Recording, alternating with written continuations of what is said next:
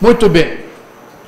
É muito oportuno agora, porque eu já disse, é o programa de Minha Casa Minha Vida, onde se utilizava, em alguns casos absurdos, até estaca pré-moldada vinda de São Paulo.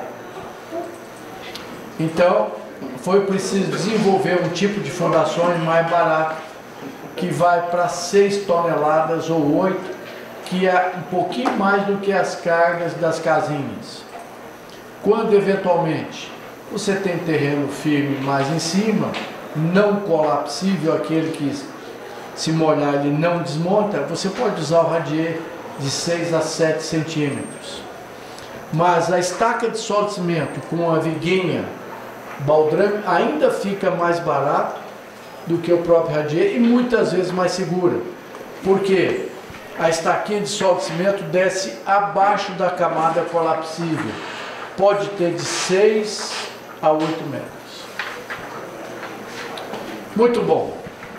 Essa estaca, em geral, fica 40% em média mais barato do que o ancestral dela, que é a estaca broca, que veio de São Paulo. O pessoal fura contrado e enche de concreto. Essa é a famosa estaca broca. Mas aqui há uma economia de 40% a 50%, onde se pode usar mão de obra não especializada. Muito bem, então vamos ver como ou qual é a tecnologia desse tipo de fundações. Então, quando se cria, você vai criar um novo método para o seu cliente, ou um novo material. O que que seu cliente quer saber disso? Primeiro, tem resistência a esse negócio que está sendo criado? Porque a responsabilidade técnica é sua, mas é importante mostrar para ele que existe resistência. Deforma, ou seja, o solo por ser plástico, será que ele encolhe muito a ponto de trincar as residências?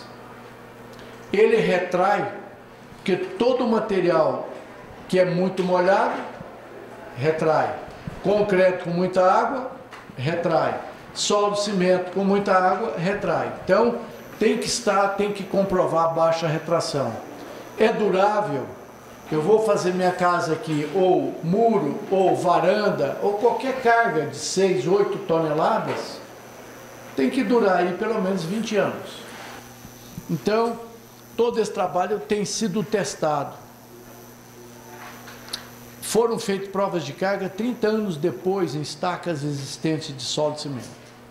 A economia é fácil de levantar e analisar, mas chega-se até 50% de economia colocando solo de cimento no lugar de concreto. E é muito simples, é uma outra vantagem. Tem um vetor social muito grande. Muito bem, por que que começou essa história do solo de cimento? Tempos atrás, 5 tubulões de 23 metros de profundidade, que não foi concretado na hora certa, era um blocão grande com 5 tubulões, emendaram as bases e ela desabou, virou uma cratera, mais ou menos do tamanho dessa sala, com 23 metros de profundidade. Uma das técnicas que nós usamos para recuperar um tubulão desabado é pegar o próprio solo que está por aqui, traçar com cimento na faixa ou na razão de 1:8, molhado, traçado na enxada, melhor do que na betoneira, porque a argila gruda na betoneira, então traça-se na enxada, lança dentro da cratera o solo de cimento. Daí uma semana ele fica duro, esse material endurece, não fica muito duro, só fica duro. Aí então se escava dentro dessa carapaça de solo de cimento para garantir a segurança dos escavadores. Muito bem, a utilização de solo de cimento em rodovia é uma coisa muito comum. Se faz solo de cimento como subbase, reforço de subleito, etc. A grande dúvida seria a retração do solo de cimento, por ser muito molhado, de descolar da própria estaca do tubulão, criar um vazio. Mas aqui nessa época nós fizemos túneis na horizontal e eu mesmo fui lá e verifiquei como estava o solo cimento aqui. Interessante, o próprio solo é uma excelente câmara-onda, não houve nenhum descolamento. Daí a gente pôde confirmar esse trabalho de pesquisa que resultou nesse novo tipo de fundações, do qual nós executamos em Brasília perto de 12 mil dessas estacas. Então, a estaquinha de solo de cimento está aqui, ela foi retirada e fotografada, e ela tem no seu topo um trecho de concreto que eu recomendo, o mais barato que você puder encontrar, concreto de 8 MPa, 1 metrinho de concreto, onde você vai colocar o ferro. É possível estudar, por exemplo, uma armação de bambu ou de plástico. O bambu enterrado num solo ácido tem vida útil de 100 anos, funciona bem. Ou então de plástico, se conseguir um custo barato. Aí pode dispensar o concreto. Mas você vai precisar de um arranquezinho mesmo, de qualquer forma, para colocar no baldrão. Ora, se você quiser melhorar ainda a capacidade de carga, por exemplo, sai de 6 para 8 toneladas, abre uma basezinha.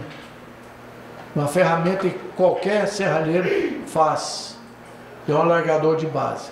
Ele desce fechado e vai abrindo.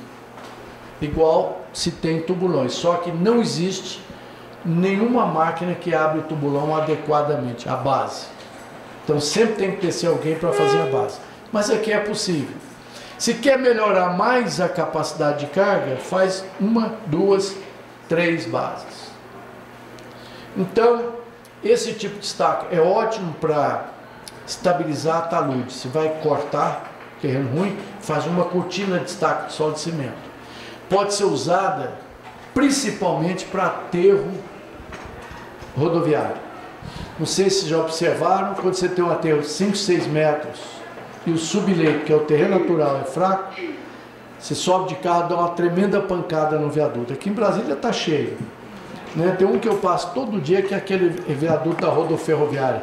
Já bateu mais de 1 metro. Então, de vez em quando, o BR vai lá e enche de asfalto. Então, você sobe em cima do viaduto, porque um aterro de 6 metros, o próprio solo não suporta, recalque elástico, etc. Então, o que você faz? Limpou, fez a terraplanagem, ou seja, preparou o chamado subleito, que é o terreno natural de uma pavimentação, faz um pirulito desse a cada 1,5 metro, faz uma estaquinha de solo de cimento. Ele melhora sensivelmente essa questão de recalque do aterro na entrada do metrô, do Park Shop e tal. Tudo foi preparado assim. E é muito mais barato do que se faz estaca cravada, coisa desse tipo. Funciona muito bem. E tem mais. As experiências mostraram que o solo cimento e o solo tem uma aderência muito melhor do que concreto e solo. Ele dá uma resistência melhorada porque é o mesmo material que está sendo colado com outro material de igual característica. Muito bem. Pode ser usado até para emboque de túneis. Não sei se o professor de barragem fala também em túneis, mas quando você vai fazer o shaft das estações, o túnel sofre uma descontinuidade, ele perde aquele efeito de arco. Então, vai fazer um furo quadrado que intercepta o túnel, o efeito de arco, ele fica prejudicado aí. Então, você tem que usar enfilagens. O que se faz são tirantes nesse emboque para não desabar o teto. E mais, faz estaca JG, que é uma estaca escavada, bastante cara, que eu vou falar depois, mostrar, mas você injeta água sobre altíssima pressão, depois injeta cimento. Faz uma tremenda coluna de solo de cimento para evitar o desabamento do teto. Então, antes de escavar a entrada do túnel, reforça tudo com solo de cimento. Tive a experiência de fazer, por exemplo, um tubulão sobre 5 bases em Taguatinga. Fizemos um túnel Para não desabar a entrada do túnel, nós fizemos taquinhas inclinadas de solo de cimento, ficou perfeita, segurou bem o teto sem problema nenhum. Então tem milhares de aplicações, e uma grande será essa dos aterros. Numa fábrica de remédio aqui em Brasília, que é a União Química, em Valparaíso, tinha aterros de 6 metros de altura com o piso em radier. E a Anvisa notificou o construtor, dizendo o seguinte, ó, se tiver uma trinca, eu não vou permitir a fabricação de remédio por causa de bactéria. Então, o radier não podia trincar nada em cima de um aterro de 6 metros. Para isso, então, nós projetamos, fizemos 8.000 estacas sobre esse aterro para combater trincas no piso que poderiam inviabilizar a fábrica. Só por experiência, aonde nós não colocamos essas estaquinhas que era jardim, abateu 50 milímetros, 80 milímetros, ela cedeu. Aonde tinha as estaquinhas, praticamente 2, 3 milímetros, e não trincou nadinha o piso. Lembram-se que eu falei numa observação profissional importante que laje de piso de galpão tem que ter muita água, né? Nessa fábrica houve o efeito chamado folha de papel. Ele retrai o piso e levanta as pontas. Não, ou seja, não teve nada com fundações, não teve uma trinca de recalque. Algumas pontas da laje levanta porque a retração é uma força muito grande, então ela levanta, chamado efeito folha de papel, que é muito desagradável. Depois tem que cortar com martelete e refazer o piso das grandes indústrias, né? Faltou água na cura. Retração é sinal de falta de água na cura e excesso de água na concretagem. Mas é concreto bombeado, você não escapa, tem muita água mesmo. Então pode-se fazer 1, 2, 3, 4 bases. E mais, esse solo que fica preso aqui, olha, funciona como fuste. Ou seja, eu aumento a área de contato muitas vezes, por exemplo, sai de 30 para 60 centímetros. E esse solo que está aqui, ele vira a própria estaca, ou seja, de graça ele está trabalhando para mim. Aumentei a área de atrito lateral, fazendo mais de uma base. Várias provas de carga foram feitas para ver a influência. Como é feita a prova de carga? Você faz uma estaca ou um tubulão, agora já é obrigatória, usa tirantes ou outros tubulões, coloca um macaco hidráulico grande em cima de um sistema de reação e vai até a ruptura. Então, se o seu tubulão está projetado para 300 toneladas, o ideal é levar até 600. E verifica qual a resistência que ele tem. O ideal mesmo é levar até a ruptura. Aí você poderia perder a estaca ou o tubulão. Mas olha aqui, ela foi aumentando a capacidade de carga à medida que se for fazendo mais basezinhas. Por quê? Porque o solo que fica preso entre as bases, desde que o espaçamento entre elas seja de 60 a 80 centímetros, trabalha a nosso favor a custo zero. Muito bem. Aqui eu estou mostrando a forma que eu acho melhor, perfuração manual, por causa do vetor social.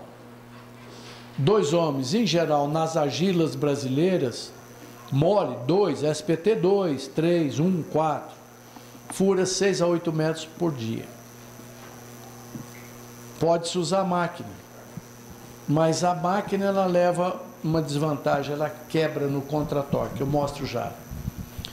Nessas argilas do Brasil, olha como é que vem o tradinho de 30 centímetros de diâmetro, ele vem cheio de solo, tá? Então, funciona muito bem. Por que que eu prefiro a utilização manual do que com máquina? Primeiro, por causa do número de empregos, né? Segundo, uma máquina quebra, para a obra inteira. Você pode ter 10 duplas trabalhando, falta um, não tem problema. Segundo, nas argilas chamadas gordas do Brasil, que é as argilas vermelhas, que é terra roxa, que se vê no Brasil inteiro, elas são untosas, o limite de plasticidade, o índice de plasticidade dela é alto. Ela gruda na betoneira e gruda na hélice.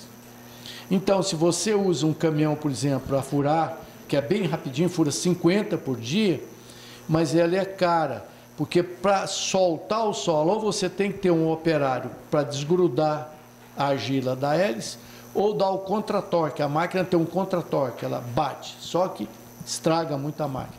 Acaba encarecendo, além de tirar emprego de muita gente. Ou quebra a máquina, você tem que ter mais uma pessoa para ficar tirando a lama da hélice.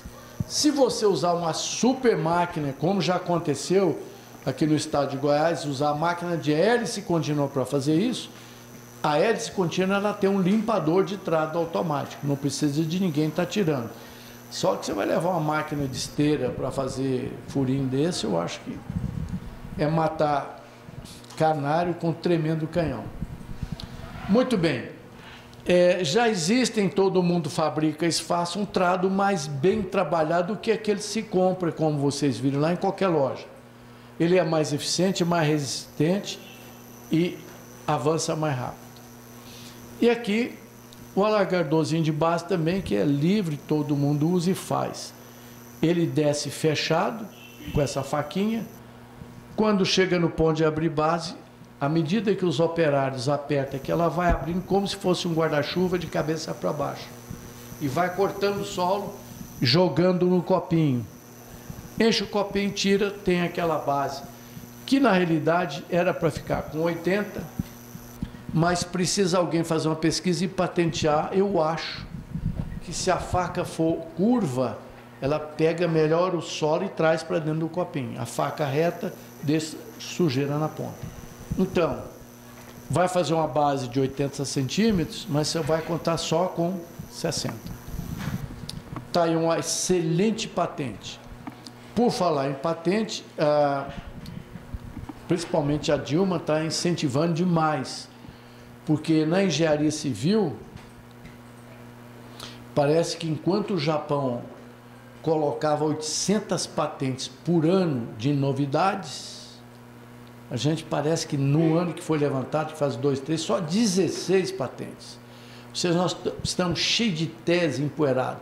Na UNB tem uma sala desse tamanho, com pilhas de tese empoeirada, ninguém usa. Então, já que vocês estão na área e levam a vantagem sobre o pessoal de universidades federais que não tem experiência profissional, procura fazer um projeto que seja bom para o país, utilizável. É uma vergonha. Nós temos milhares de teses, custo altíssimo, né, de professores e alunos fazendo coisa que não adianta muito. Muito bem. Para evitar um recalque imediato lá no fundo, recomenda-se lançar um baldezinho daquele de 3.600, aquele galãozinho de tinta, metade de cimento e metade de água. Isso façam em todas as suas fundações, tubulões, estaca escavada, contrado, hélice não dá. E lança isso lá embaixo, ele transforma parte do solo fofo em solo de cimento. Ajuda um pouco, evita aquele recalque imediato. Se ainda assim você quiser usar próprio cano a haste do trado para traçar, fica perfeito, né? Porque já presenciei, fiz consultoria em casos de prédio que fizeram escavação com máquinas, prédio de 20 e tantos andares, e a máquina não limpa o fundo. Então, supunha-se que quando se lançava o primeiro concreto, aquele solo fofo se transformaria em solo de cimento, que fica mais resistente do que o próprio solo. Mas foi verificado, principalmente nesse caso que a gente abriu um túnel, eu verifiquei que apesar de que a pasta de cimento melhorou a casca do solo fofo, tinha 50 centímetros de solo ruim embaixo, que a máquina não limpou o prédio, quebrou todo para dentro. Então, se puder, usar o próprio cano, dar uma chuchadinha, fica muito bom. Se não, despreza a área da base, despreza esse pedaço. Conta só como o da base. Entendeu? Não recomendo considerar isso no cálculo, não. Aqui eu estou mostrando aquele fato que eu falei. Você pode usar a máquina, só que para limpar isso, tem que ficar dando contra-torque. Vai quebrar essa máquina e uma máquina parada para 20 homens, né? Muito bem, por que essa ênfase? Realmente por causa desse programa habitacional que eu participo muito, eu acho muito bom.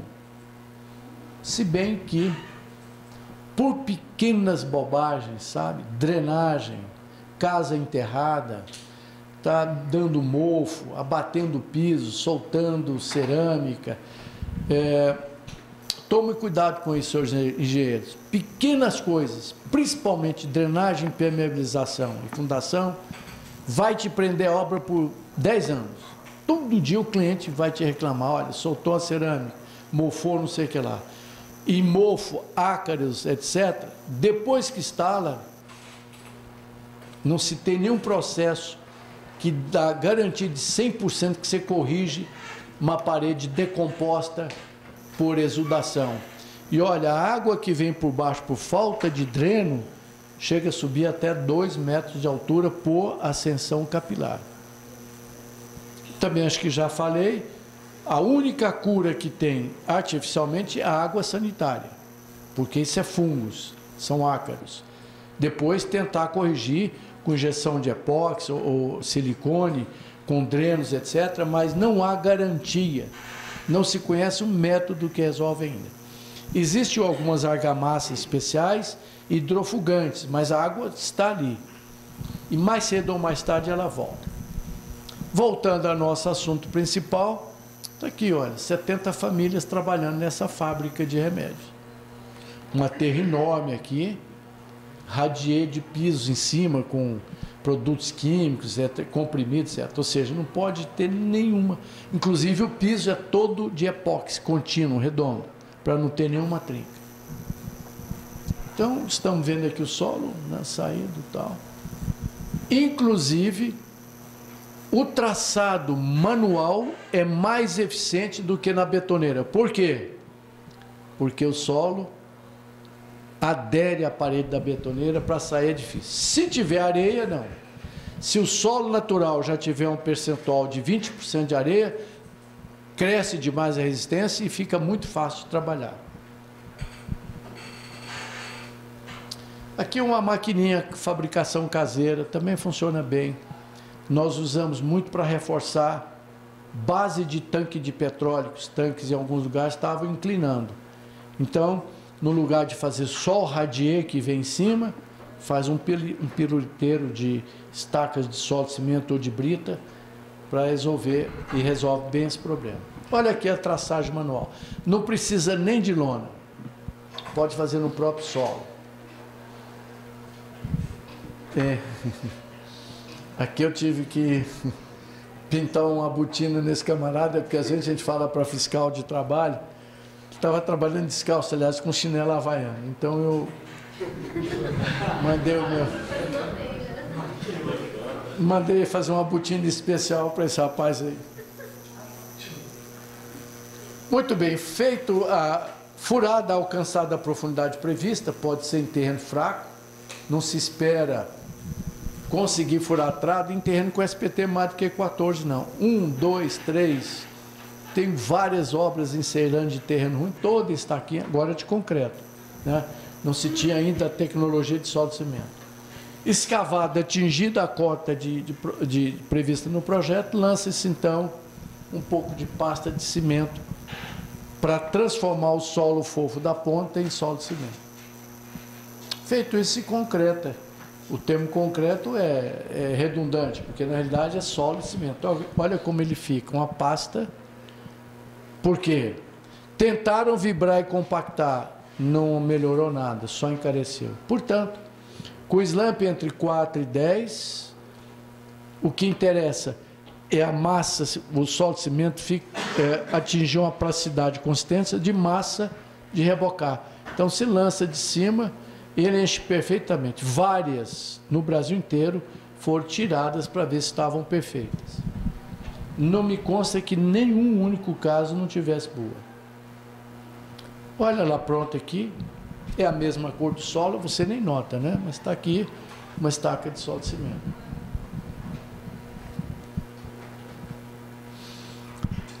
Aqui é um caso de tanque de petróleo. Os tanques vizinhos adernaram, então os próximos foram feitos. Normalmente se reforça compactando brita aqui dentro. Mas com solo de cimento é muito mais barato, porque para compactar a brita você tem que levar a máquina, né? Então fura com tradinho manual, mecânico, etc. Enche de solo de cimento. Ele melhora todo o módulo de elasticidade, o modo de deformação da massa que vai receber o radier, um tanque de petróleo, de água, gasolina, não sei. De uma forma bem barata. E aqui ensaios feitos aqui mesmo na IESPLAN, de rompimento de corpo de prova, etc. Mais de 500 corpos de prova foram feitos aqui no Brasil. Ensaios de resistência com medição de módulo de elasticidade. Não é só compressão simples, tem medidores de deformação. Os 4 alunos fizeram esse trabalho, ficou muito bom para medir o módulo de elasticidade, etc. Mostrando a cunha de ruptura. Lembra-se que eu disse que a carga é de compressão, mas a ruptura é cisalhamento. Tensão cisalhante aqui foi máxima maior do que a resistência ao cisalhamento e a tração.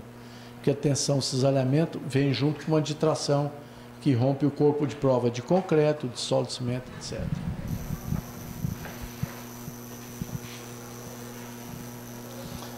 Muito bem, slump entre 4 e 10 para quase todo o solo do Brasil funciona bem. Não tem água demais e é plástico. Está vendo que ele já até embarrigou? Ou seja, ele vai encher perfeitamente a cava sem o custo de compactar ou de vibrar. Lança direto e está como em tubulões e estaca escavado também. Não precisa vibrar nem compactar. Aqui foram estudos também feitos aqui de retração. Se coloca numa caixinha e mede. Alguns corpos de prova foram curados num túmulo, como se fosse uma chocadeira, para representar a obra. Né? Verificou-se que ele tem melhor resistência se ficar aí no útero da própria terra. Né? Então, fica muito bom, olha aí. Foram enterrados e curados aí. Algumas estacas foram escavadas e retiradas, uma de verdadeira grandeza, etc. Aqui é a instrumentação. Se alguém for cair na área de instrumentação, aqui é um roteiro perfeito de como instrumentar com strain gauge, uma estrutura qualquer, aqui no laboratório UNB e tal, mas está tudo aí. Isso foi para construir 2.000 casas em Valparaíso. Está vendo a prova de carga, a montagem? Depois eu vou falar nisso no curso. Essa estaca ensaiada, com 3 bases, mas foi feito com 2 e tal. 1, 2 e 3. Aqui é a estaca de reação. Nunca conseguimos arrancar uma estaca dessa no chão. Então, como eu queria ancorar só esse bulbo, fizemos só esse pedaço de concreto aqui de solo de cimento. E a ferragem desce lá no fundo da base. Da mesma forma aqui, colocou-se uma viga de aço e aqui então, em cima dessa estaquinha, que tem 1 metrinho de concreto, macaco hidráulico, que vai fazer a prova de carga aqui. Até romper, etc. Depois eu vou mostrar para vocês como é que se analisa uma prova de carga.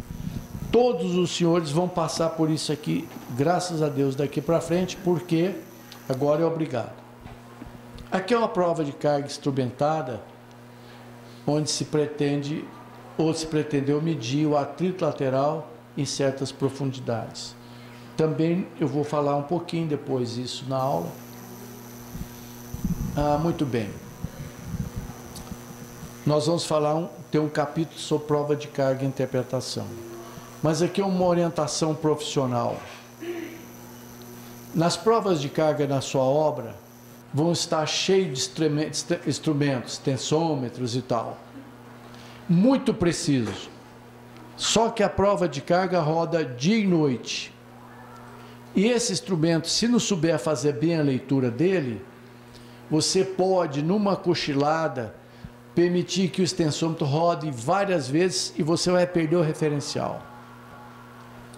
Eu já presenciei até tese de doutoramento errada, porque a leitura com os extensômetros, são 4, está aqui, não funcionaram bem, a pessoa foi enganada. Por isso, recomendo fazer o tira-teima, ou seja, entre os perfis estica um fiozinho com a mola para ele ficar esticadinho e coloca uma régua.